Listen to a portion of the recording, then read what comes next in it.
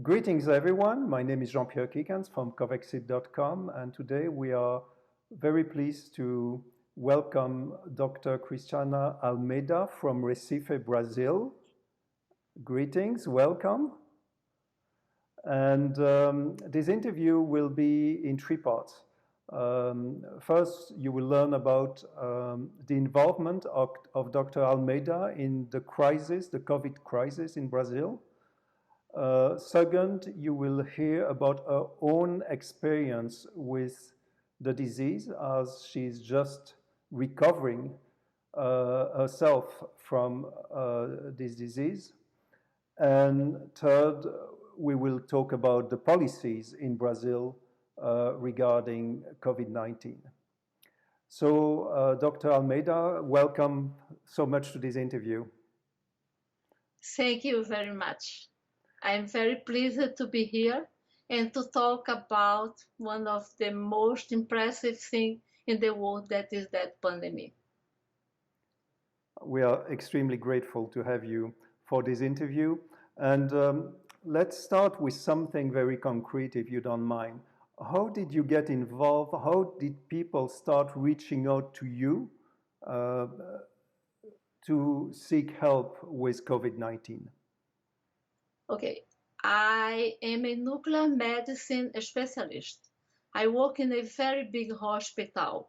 And because of my age, I am 77 years old. I had to be home. I could not stay in the hospital because of the pandemic. It was around March 20th. So at home, I was working, I was always reading, and I knew a lot about COVID and about what was happening in China. And what started to happen was people around me, like the mother of my maid or the sister of my secretary in the hospital, they start to be sick. And they, in Brazil, they go to the public service and they say, go home.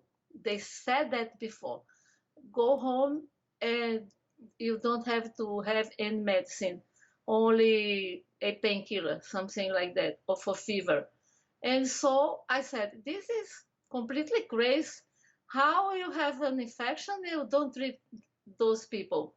And so I started to read about, and I found out that many doctors in my city, they were doing this job. And the job was being done in Brazil and in my city especially, mostly because of the influence of Dr. Marina Bucar. Dr. Marina Bucar is Brazilian. Is from a city in the northeast of Brazil, a very small city, Floriano, in Piauí. And she was working in Madrid during the crisis and the collapse of the hospitals. And they start to treat patients with hydroxychloroquine, AZT, and zinc. And they start to treat also with corticosteroids in a pulse therapy and with anticoagulants. And she started to talk to Brazilian doctors and to explain her work in Madrid. And so we start to learn with her and we start to treat. I have many friends who are doing the same thing, and they are different kind of specialists, ophthalmologists, radiologists, they are general clinicians, pneumologists, dermatologists. All of us, we are treating. And because we did not have the medicine, because at the beginning we had the medicine, but when they start to talk about hydroxychloroquine, like a political thing you cannot use, it can make you have a cardiac problem, you can die, things that are completely insane, we start to buy and have at home. So every doctor who is treating people in the viral phases, in the first phases of disease, we are treating by telemedicine. And we have like a drugstore at home. So we have all the drugs at home, because we cannot lose time when you know that the patient is sick. So we used to give the medicine to those patients. They start immediately to treat. We ask for all the tests. We have a medical approach, a medical file of all the patients. We follow them every day, twice a day, until they are completely recovered. But when they can, they buy the medicine and they give back to us. So it's a movement in my city, and we are many, hundreds of doctors doing that. Can you explain when you started doing these treatments, and did the protocol evolve, or did you immediately receive this information about hydroxychloroquine, azithromycin, and zinc? Yeah, we started having those information from Dr. Marina Bucar, especially from Spain, and some doctors in Brazil that were treating too. And we start to meet all the doctors. We start to meet every day and make groups uh, in WhatsApp. We are communicating the whole day. And I think we start that in the beginning of April. And what happened is that we created a group we call Doctors for Life.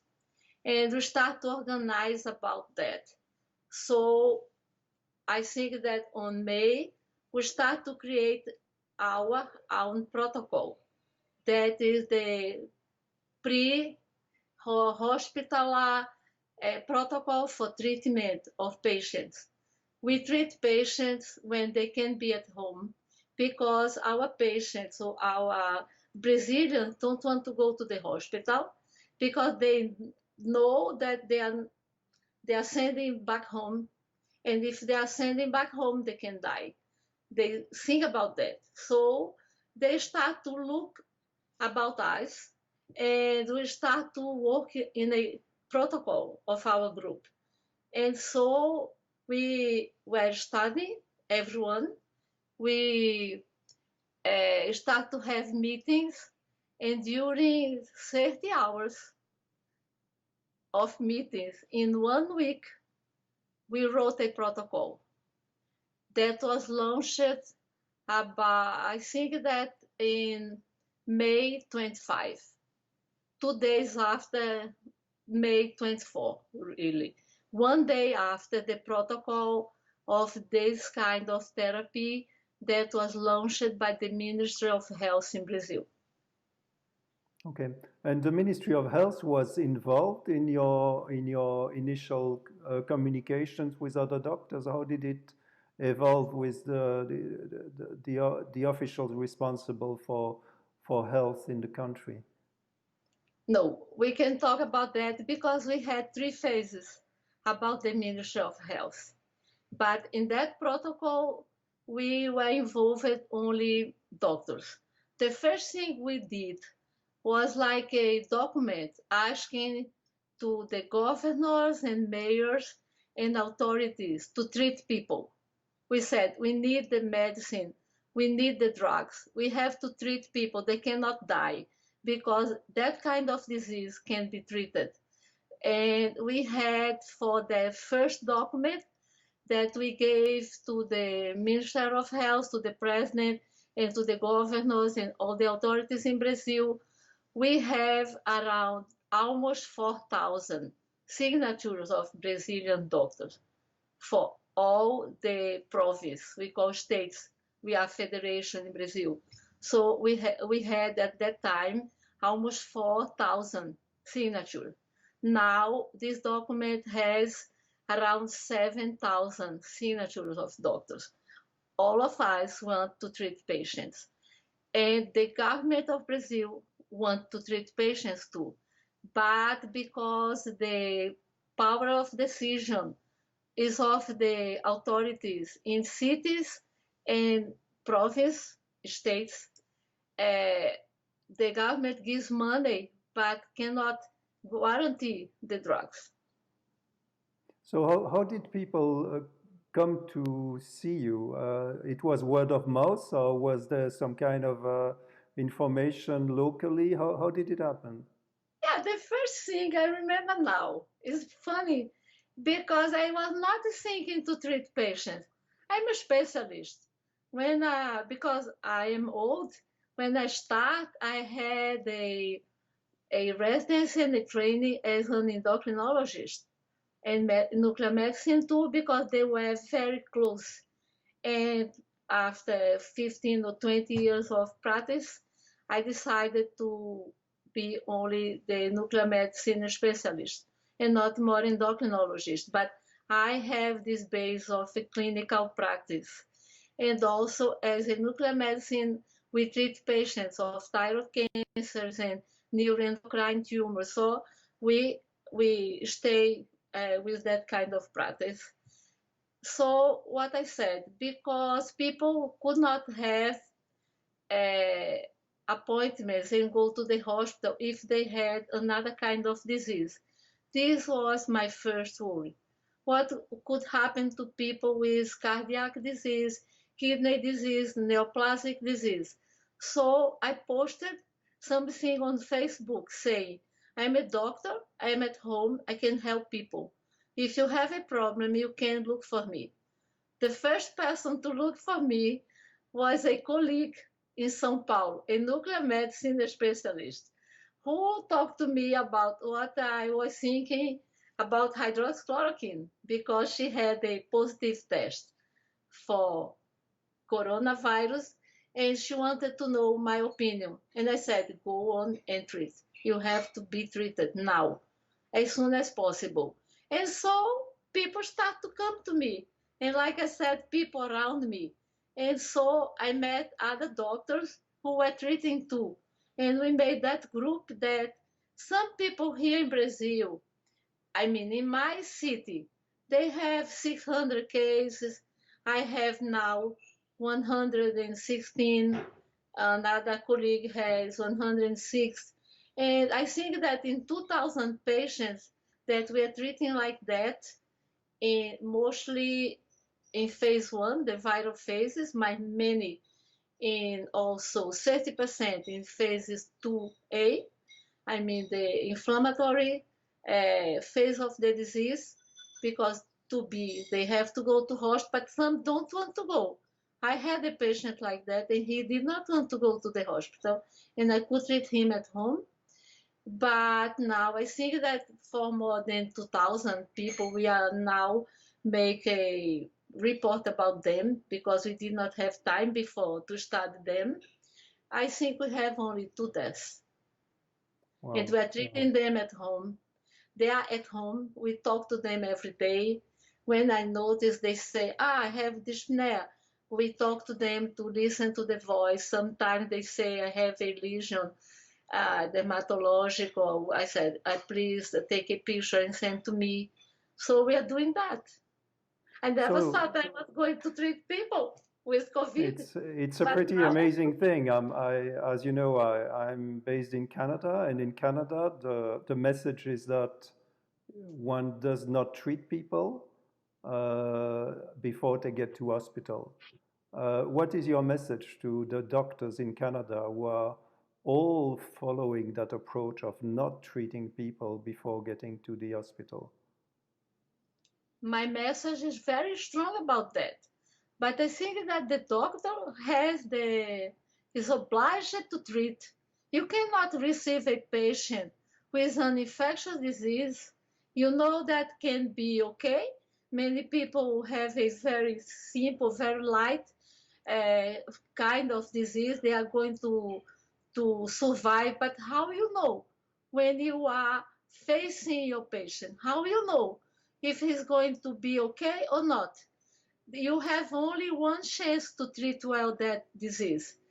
And this is the first phases. When the patient comes to you, has to be between the second, third or fourth day.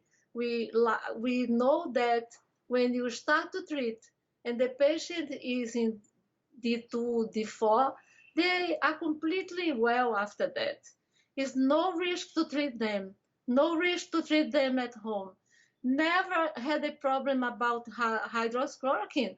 Hydroxychloroquine is used for more than 70 years for endemic diseases, for lupus, for arthritis rheumatoid. So what's the problem to treat COVID?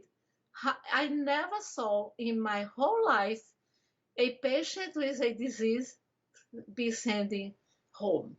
And so the obligation and the responsibility is of the doctor. And I don't think that even the protocols, the hospitals or the state agencies, whatever, they are not responsible because protocols are a kind of guidelines. You have to use them for the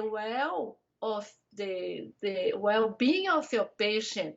It's not some rigid thing that you have to follow because someone told you that you don't have to treat a patient. This is impossible. I think the world is crazy, and I am going to fight all the rest of my life about that. I don't So, want so to I don't want to lose my freedom of being a doctor and treat my patient the way I think is the right way of treating. as you know, there are many countries where medical doctors are not allowed to prescribe hydroxychloroquine.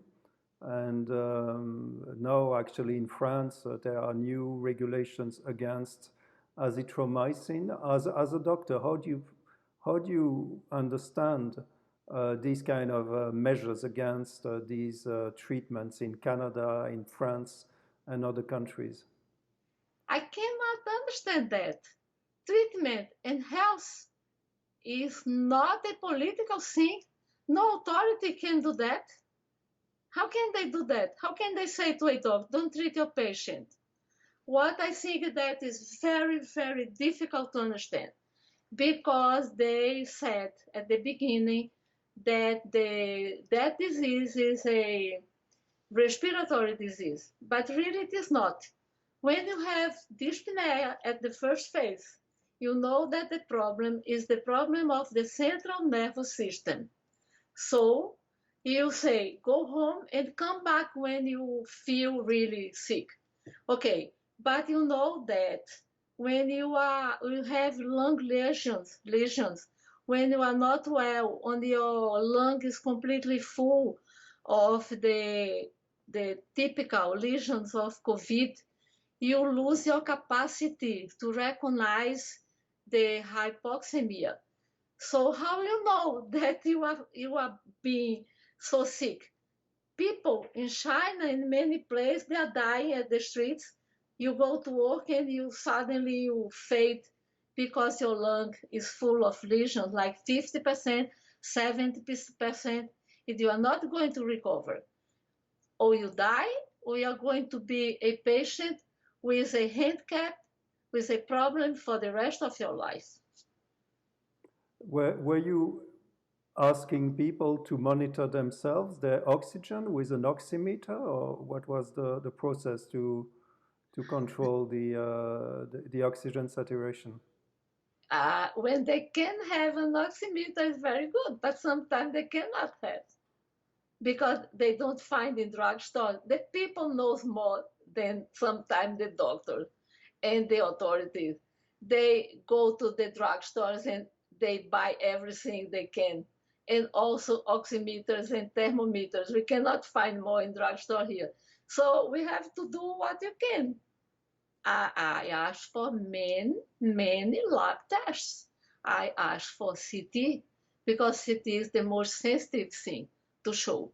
And sometimes, even in the viral phases, you can find some lesions on CT that show that the patient is sick more than he thinks. Because when you say phase 1, phase 2, phase 3, really is not so sharp, that difference, because you have the viral phase, the virus multiplying in your body.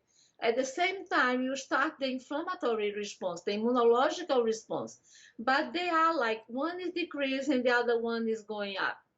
And so you cannot have really that completely division. And sometimes the patient comes to you, they think, I started yesterday, but really it was not true.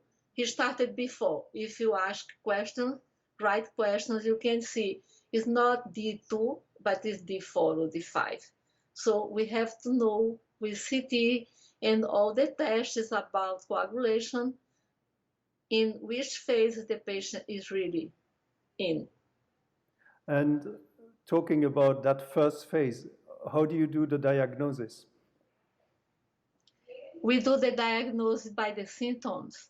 Most of the symptoms are completely inspecific. It's like you have a flu, so you don't feel okay, you have a headache. But some symptoms of COVID are very, very specific of the disease. And I talk about anosmia and the lack of taste and the kind of headache that is behind your eyes. So, and the diarrhea, even the color of the stools is a little bit yellow, mustard. So, if you have things like that, if you had contact with someone with COVID, if you have a CT with the lung lesions, if you had a positive test, we start to treat. We don't wait for the test. You don't wait for the It, test.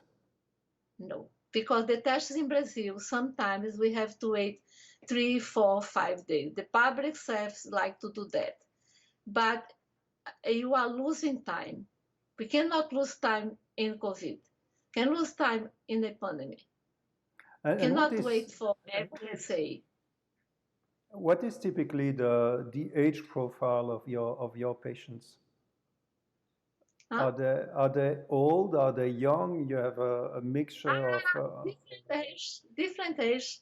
I can tell you later about what happened in a city in the north of Brazil that was a collapse. I can talk later about that because now we're talking about my own experience. I have patients of many ages. I think that 20% of them were more than 60, 15 less than 18, and mostly between those ages. I had 116, but I was studying 85. The 85 patients, 27 were in phases phase 2A, so no hypoxemia, but they had lung lesions. One patient was in phase 2B with hypoxemia, and the other patient was in viral phases.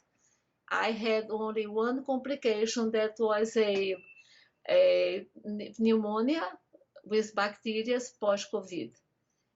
All of them are cured. I have a fantastic experience on one patient that had 50% of the lungs affected by the disease. And those patients we treat also with anticoagulants and corticosteroids in high doses, 80 milligrams of methylprednisolone. And he's completely cured in 3 weeks. No lesion. I can send you that CT. And you treated him by telemedicine? Yes, yes. And had a very high viral charge because he is a technicist in radiology. His wife had also. His wife had something like 30% of the lung, and she's completely cured. Yeah, I treated by telemedicine. Interesting. So a message that is mostly unknown in Canada, for example, is to get treatment early. How do you tell somebody, okay, how do you inform somebody about, okay, when you have to seek a test? At least in Canada and in other countries, now testing is finally available, but I understand there is a lot of social stigma. Some people don't fear going for the test. They want to say, okay, I'm going to get over it, and then they let time elapse, and then it gets too late. So what is your message to people who think they may have COVID, but they don't know what to do?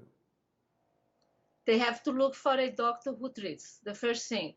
Second, people has to leave that state of panic. The panic was a message that there is a disease, that disease doesn't have treatment. Go home and stay home. Don't go out. What is a lie? Because we know by the experience in many cities, like in New York, that 84% of people with the infection, they were at home in isolation, complete isolation. We need to go out. We need sun. We need to come back to our normal lives. I don't want that thing that is called the new normal. I want my life back. I think we lost something like 1 year at least of our lives. And people who is not treating, who is going to the hospital in very complicated phases of the disease, or they go to the intensive care unit, they are a generation of people of every age with very grave post-COVID problems. Without walking, without breathing, needing oxygen, how we can make a generation of sick people in our world. We are in the century that cannot allow those things. I don't want to lose my freedom. I don't want to obey what they say, go home and stay home, because we have many problems with the isolation. Many people die because of that. Many people who are not being treated of their disease. Yeah, many people don't I have a think choice either. They need to work. Uh, the As the treatment that you provide evolved, the discussions, the accumulation of knowledge among these medical doctors, part of your network, has it led to improvements of the protocol? What is the current best practice from your perspective? in Brazil, I think we made a lot of improvements of the protocol. I can talk about that, but I think it's better to focus on that. And I tell you what happened in those collapse. That was similar to Spain and Italy, a little bit different because of the kind of medicine we have. So it's a little bit different. But the doctors in Brazil are working very hard. We have many new things about the disease that I think we are going to publish. But I think that during the pandemic, that in the big cities is decreasing. What happened? We don't have time to write or to publish. Something that we're doing very, very strongly. We are having live meetings to explain to people what is happening. The last one we had an assistance of 25,000 people while the Zoom live was happening. And that Zoom meeting was prepared in my home. We are doing things like that. It was completely, how can I say, not professional. It was at home. And In that, these were and patients, these were medical doctors, these were. yeah, medical doctors, doctors from the Minister of Health, because we were launching the protocol, a model, like a pilot in a city, in another state. And it's a beautiful thing that I can talk about later. And that day, we had a fantastic audience and many doctors. We had 100 doctors in the Zoom meeting, but we had an assistance of 25,000 people in the whole country. So now we are trying to make the people, the Brazilians, say, I want my treatment. I don't want to go home like you are telling me.